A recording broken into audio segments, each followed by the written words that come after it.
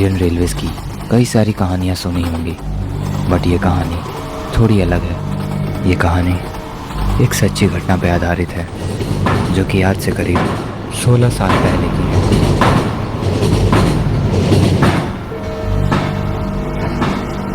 सार्थक Indian Railways की मालगाड़ी में एक सिक्योरिटी गार्ड का काम करता था। 8 घंटे ड्यूटी करने के बाद उसे और 6 घंटे की ड्यूटी मिली थी। थकान की वजह से कब उसे नींद आ गई उसे पता ही नहीं चला, और जब उसकी आंख खुली तो उसने देखा कि गाड़ी डिसबैलेंस हो रही है। ये देखने के लिए कि आखिर क्या प्रॉब्लम है, वो तुरंत वहाँ से बाहर निकला।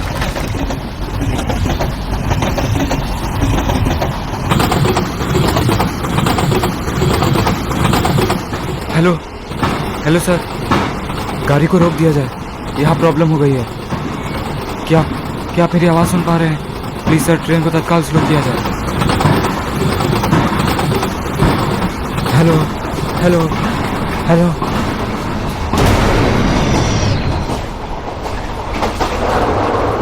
उसने बहुत कोशिश की कि वो ड्राइवर से कांटेक्ट कर पाए, मगर वॉकी टॉकी काम ही नहीं कर रहा था।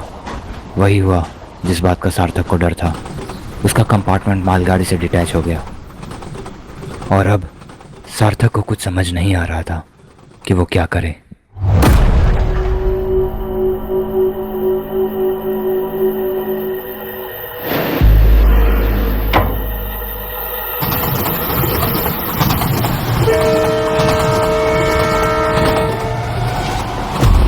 मालगाड़ी बहुत तेजी में आगे बढ़ते हुए जा रही थी, और सार्थक की बोगी धुलते हुए पीछे पीछे आ रही थी।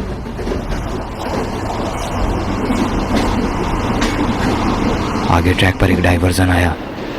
मालगाड़ी तो सीधे आगे चली गई, मगर सार्थक की बोगी वहीं डाइवर्ट हो गई और एक ऐसे रूट पर चली गई जिस पे अब कोई भी गाड़ी आती जाती नहीं थी।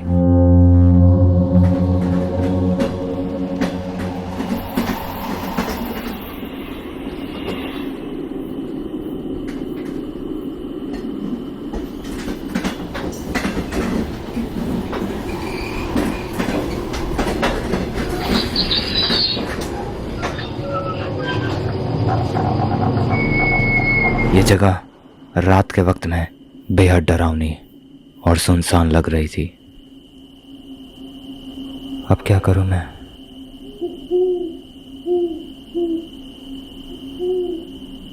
पुलिस को फोन करता हूं।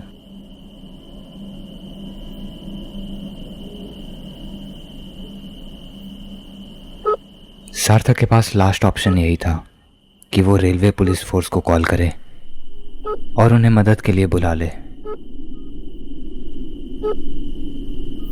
मगर उस एरिया में नेटवर्क था ही नहीं।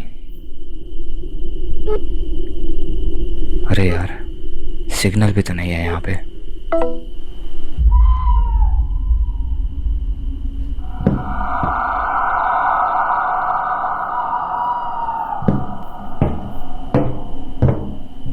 ये चेक करने के लिए कि आसपास में नेटवर्क आ रहा है कि नहीं, सार्थक गाड़ी से नीचे उतर गया।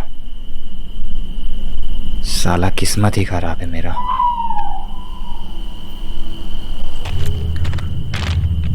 सार्थक की जगह पे अब बुरी तरह से फंस चुका था। अगर उसका फोन रेलवे पुलिस से कनेक्ट नहीं होता तो उसे यहीं रहना पड़ता। इस पूरे एरिया में एक भी नेटवर्क टावर नहीं था, इसलिए सार्थक अब किसी से भी मदद नहीं मांग सकता था। असल में वो यहाँ ट्रैप हो चुका था। लास्ट ऑप्शन उसके पास यही था कि वो चुपचाप जाकर अपने कैबिन में सो जाए और सुबह होने का इंतज़ार करे।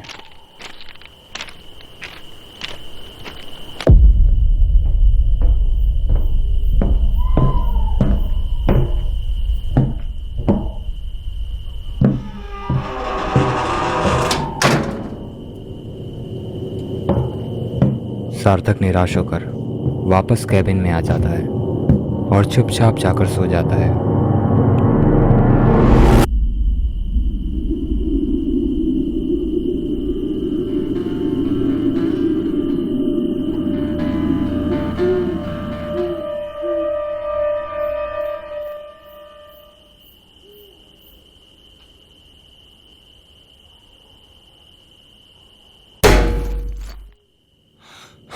सार्थक अभी सोया हुआ ही था, तभी अचानक से कैबिन के दीवार पे एक जोरदार पत्थर की आवाज आई, जिसकी वजह से उसकी नींद खुल गई। कौन है?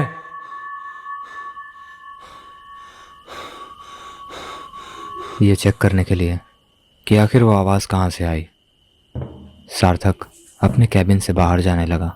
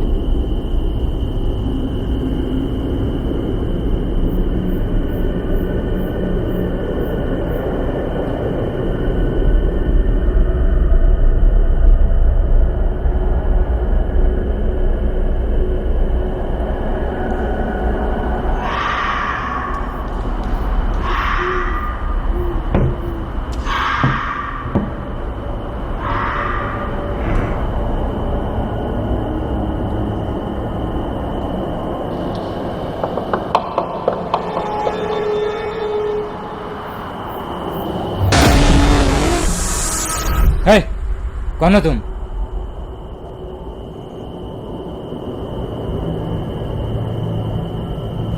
यहाँ आसपास में कोई गांव है क्या?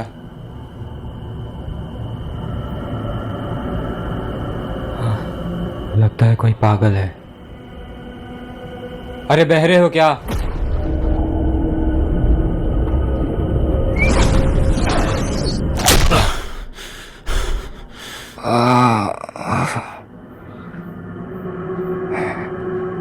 पागल हो गया है क्या?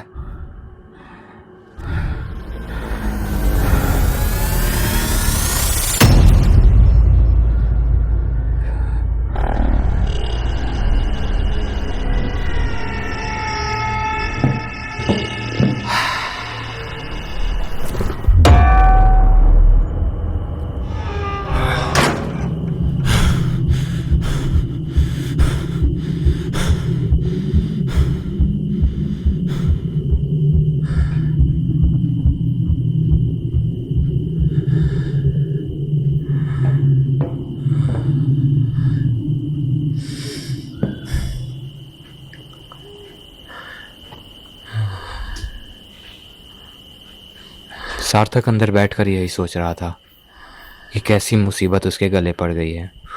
वो फिर से कॉल लगाने की कोशिश करता है, पर अभी भी नेटवर्क नहीं था। प्लीज कॉल लग जा।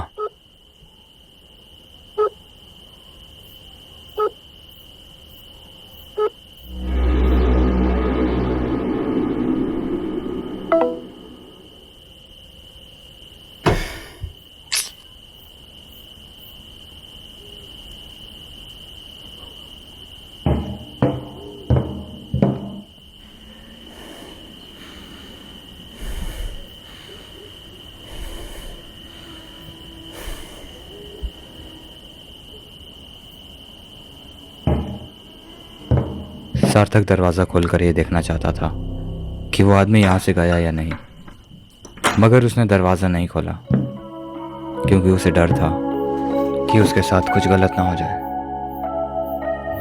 रात के 2 बज रहे थे। सार्थक अभी अपने कैबिन में सो रहा था।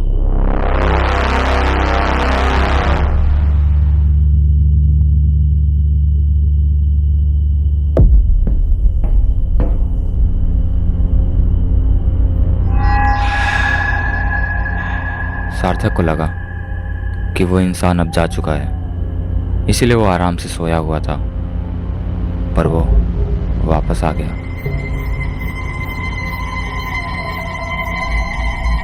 विंडो की तरफ से हाथ घुसाकर वो कैबिन का दरवाज़ा खोलना चाहता था, पर किस्मत अच्छी थी सार्थक की, जो उसका हाथ वहां तक नहीं पहुंच पाया।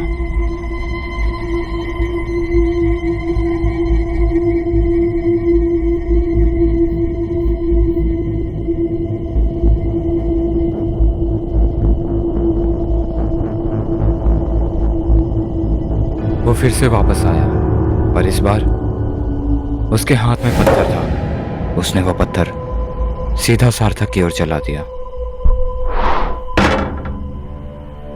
हे भगवान, ये तो वापस आ गया।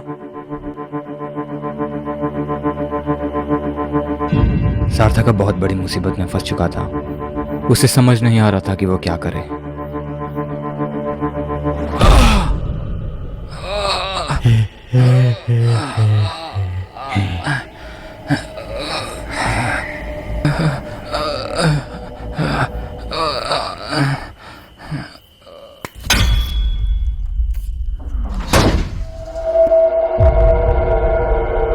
अपनी जान बचाने के लिए सार्थक ने उसे अपनी तरफ इतने जोर से खींचा कि उसका सर विंडो पर लगकर फट गया और वो वहीं बेहोश होकर गिर गया।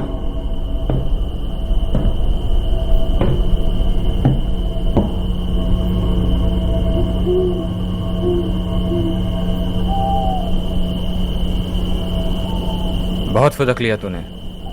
कल सुबह तक तू जेल में होगा। सार्थक उसे रस्सियों से बांध देता है ताकि कल सुबह वो उसे पुलिस को सौंप सके। पर कौन जानता है कल सुबह तक सार्थक सही सलामत रहेगा या नहीं। आगे की कहानी पार्ट 2 में दिखाई जाएगी। तब तक के लिए आप अपने आप को सही सलामत रखिए और हमारे चैनल को सब्सक्राइब करिए। एक और बात दोस्तों,